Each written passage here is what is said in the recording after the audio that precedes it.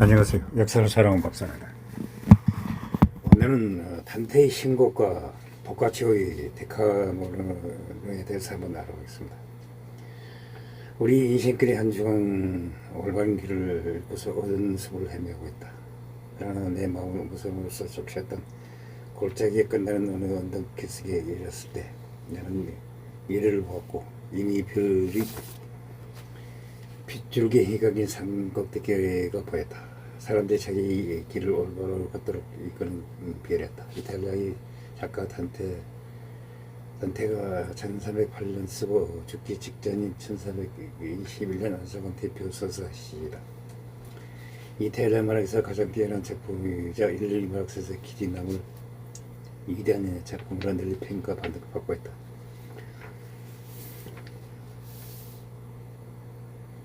단테 코미디 희극이라고 할 수 있다.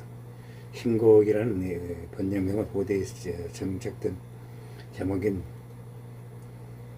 TV나 코미디로 일본 작가 모리 오가이가 새로 만들어낸 단어이다. 한자 그대로 신성한 노래라는 뜻이다. 행의 마지막 음절을 맞춰주신 아버니 계속해서 세무씩 반복되며 한 행은 전부 10음절로 구성되어 마치 판소리처럼 이탈리아로 노래를 부를 수 있다. 단테의 신곡은 하나님의 섭리와 구원 그리고 그를 대하는 인간의 자유의지 문제를 중심으로 서구의 기독교 문명을 집대성한 문학작품이라고 할 수 있다. 다루는 범위는 예술과 문학, 역사, 전설, 종교, 철학, 정책, 천문학, 자연과학 등 인간의 삶과 지식에 관계된 거의 모든 분야에 걸쳐 수록되어 있다. 내용뿐만 아니라 형식에서도 신곡은 균형과 절제를 통하여 많은 작품이 구현을 쓴 최고의 업적을 이뤄내고 있다. 수많은 비평가들은 단테를 우주의 변성을 진 신으로 평가했다.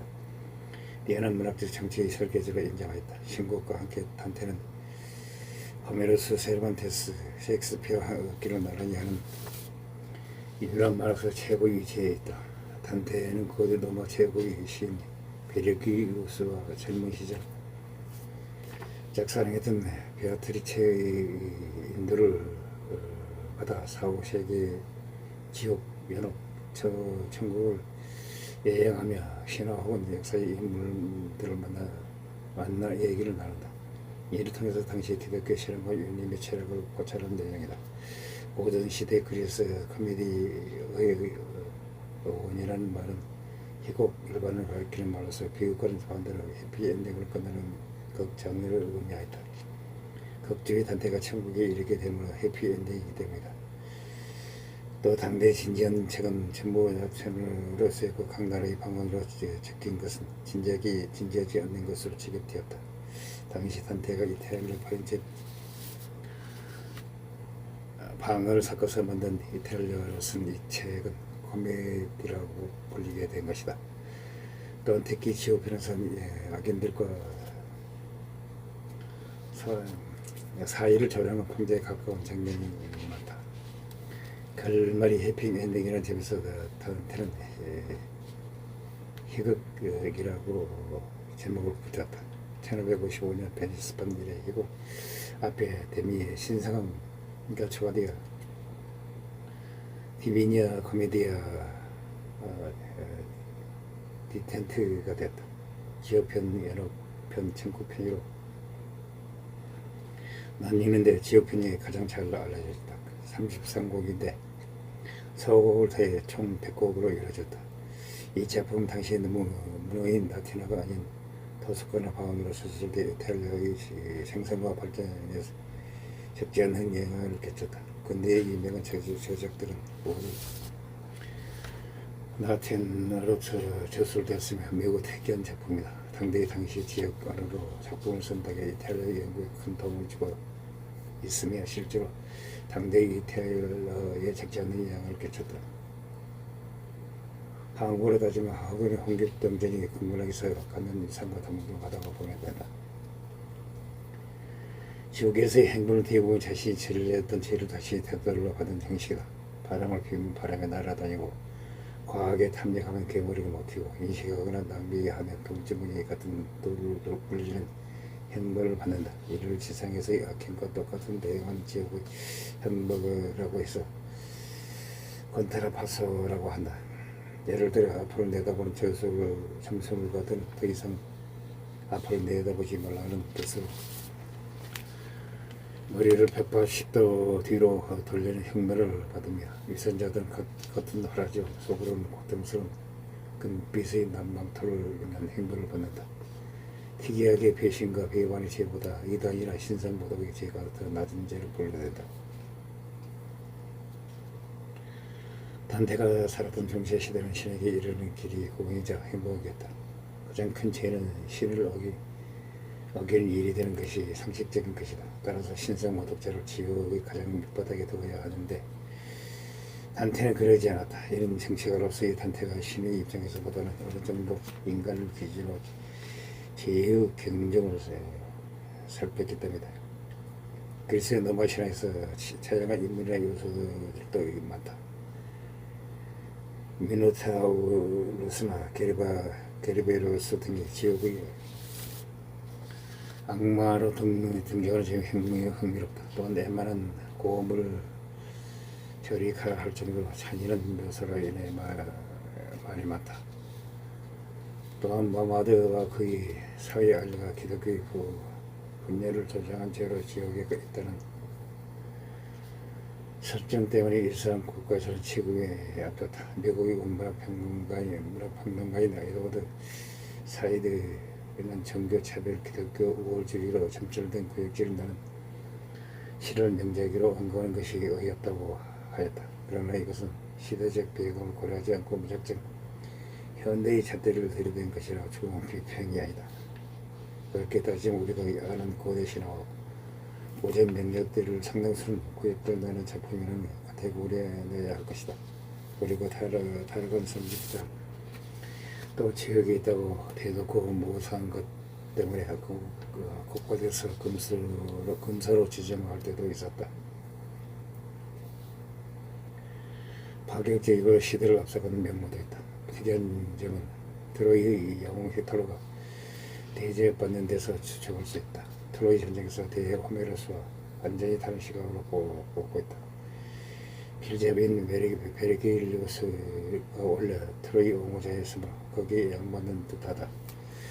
단테는 정치가이기도 했다. 로마의 제정과 기독교의 이상이 절대적으로 조화되기를 꿈꿨다. 로마의 시조인 아에네이아스의 과장은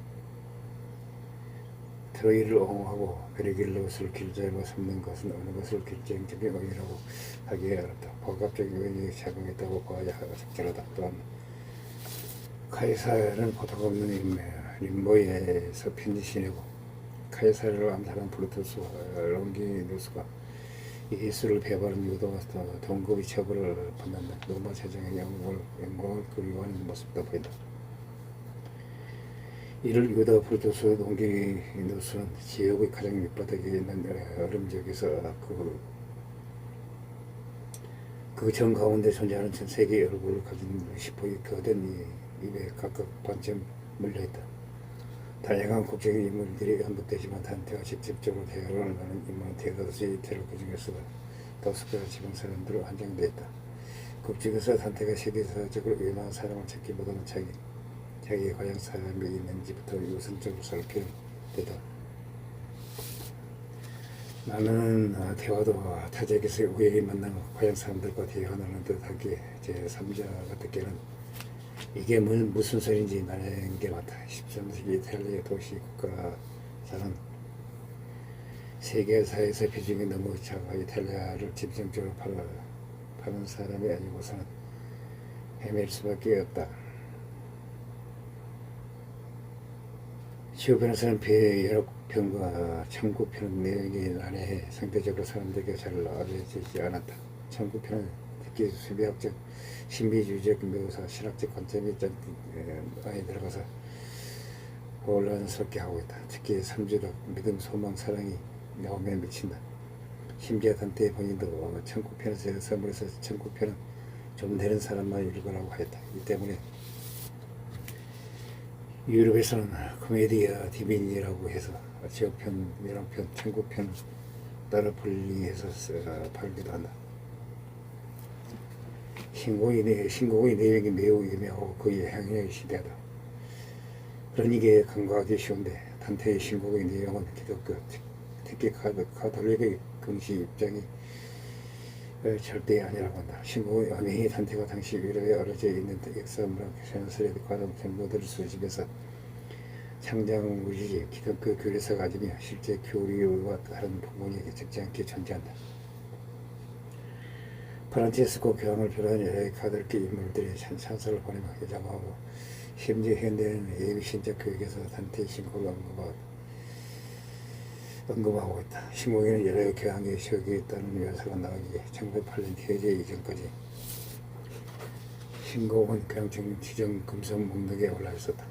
함부로 일어나는 불이익을 받았던 책이다. 단테가 35세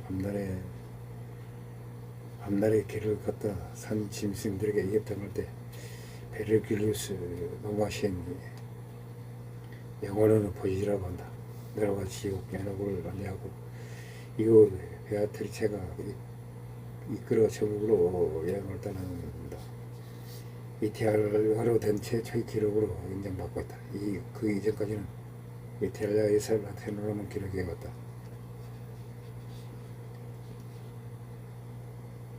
서로 다른 의미로 읽을 수 있다. 최소 문자적, 알레고리, 도덕적, 심리적인 네 가지 방법론을 읽을 수 있다. 신곡은 발매 직후 엄청난 히트를 치며 즉시 걸작의 반열에 올랐지만 17세기 이후 계몽주의 철학자들은 이 신곡을 크게 폄하하여 미개한 중세식 사고의 전형이라고 무시하였다. 덕분에 신곡은 계몽주의자들이 악마적인 중세 폄하의 일어나기로 한동안 상당히 부당한 평가를 받았다. 그러나 19세기 남한주의 진영에서 이 책의 가치를 재발견하였다.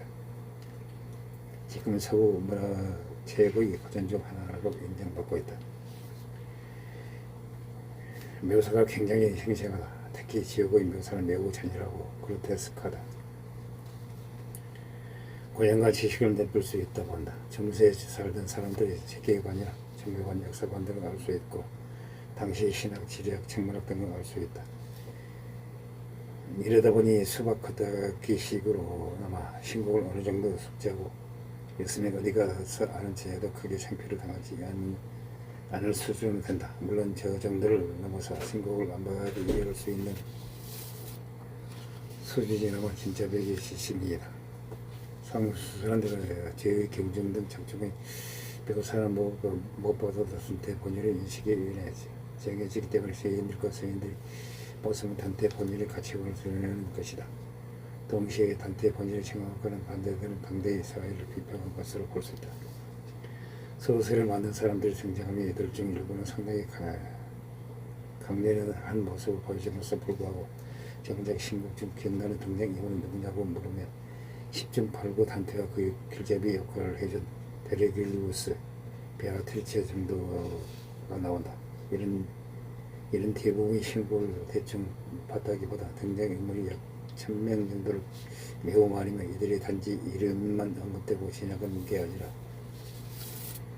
이들에 의해 단테가 기쁨이나 짜증을 느끼는 등 작중에서 나름의 영향을 주기 때문에 그런 이들을 일일이 기억하기 힘들다. 그리스 로마 신화의 고전 작품들의 인용에서 위에 언급된 그리스 로마에 대한 언급은 물론이야 베르길리우스, 토마스 아퀴나스 등에 대한 단테의 평론이 나온다. 서사시 전통 굳이 어렵게 설명할 필요 없이 호메로스만 생각해 보자. 미주의 압박, 여전히 번역본은 한국이 끝나면 출세기도 마지막에 돌아온 마라사키제에 대해서 한국어를 읽고 주석을 읽는 과정을 반복해야 됐지만 여전히 번역본은 본문 아래에 깔끔하게 표시되어 있다. 하지만 여전히 본문을 읽는 건지 주석을 읽는 건지 구분이 안 된다. 아르투고 3편하고는 지옥편의 묘사는 머릿속에 착착 들어오는데 연옥편과 청금편의 묘사는 뭐가 뭔지 이해가 안 되고 애매하기 짝이 없는 이유를 현실의 지옥과 같기 때문이라고 평가했다. 데카메론으로서는 복과 지옥에 대해서 이제 알아보겠습니다. 복과 지옥 출생연대는 알 수 없다. 1313년으로 수정됐다. 그는 피렌체 혹은 게르탈 인근에서 태어났다고 보고 있다. 그의 아버지는 피렌체의 부유한 상인이자 환전상이었다. 1326년 아버지가 나폴리 은행의 점장이 되어 그의 가족은 나폴리로 이사를 가게 됐다. 보카치오는 은행에서 수습생활을 일했지만 그에게 은행에서 일하는 것은 맞지 않았다고 한다. 그런 아버지에게 대학에서 법을 배우게 해달라고 설득해서 6년 동안 나폴리 대학에서 법, 문학, 과학 등을 배웠다. 이 또한 은행과 마찬가지로 그에게 흥미를 일으키지 못했다. 나폴리에서 당시 이탈리아 반도를 휘감고 있던 문예 부흥의 분위기를 접하고 고전 문학과 인문주의에 대한 흥미를 갖게 됐다. 1330년대 아버지에 의해 나폴리 왕에게 소개받으면서 나폴리 왕의 딸을 만났다. 이때 보카치오는 사랑에 빠져 시에서 종종 그녀를 모성했다는 얘기가 있다. 그러다 1338년 아버지가 피렌체에서 파산하고 어머니는 그걸 죽었다.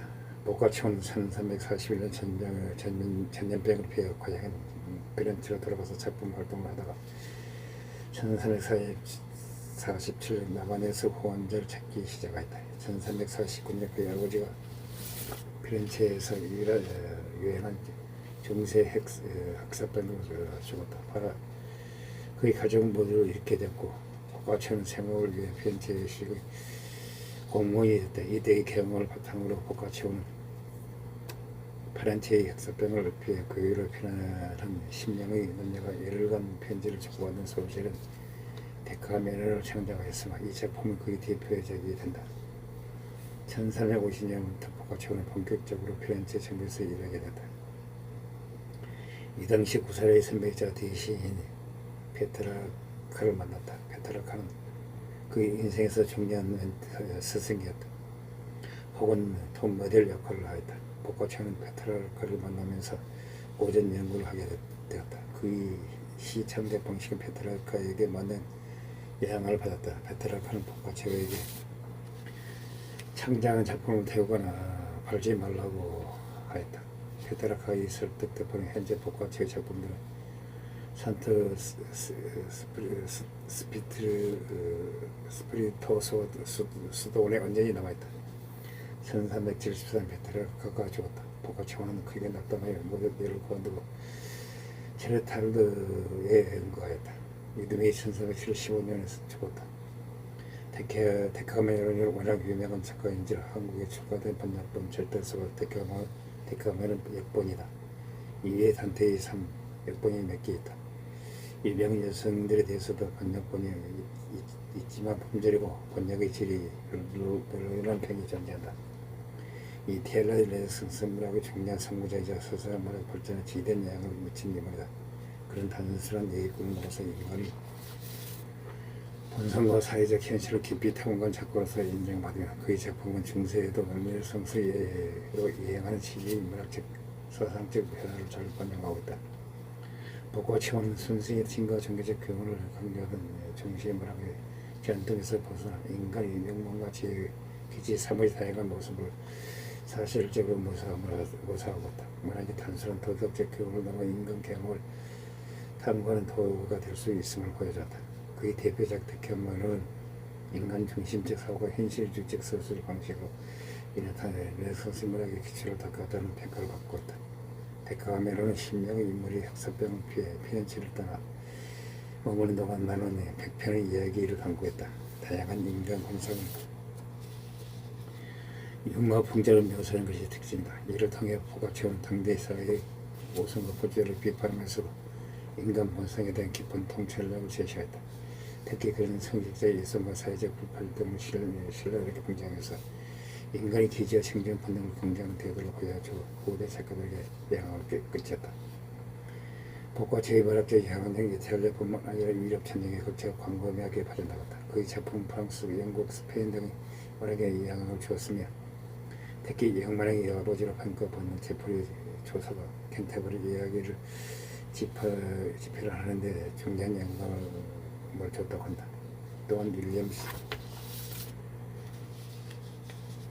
섹스피어를 비롯한 많은 작가들이 그 이야기의 소재를 사용하거나 변형하여 작품을 창작했다.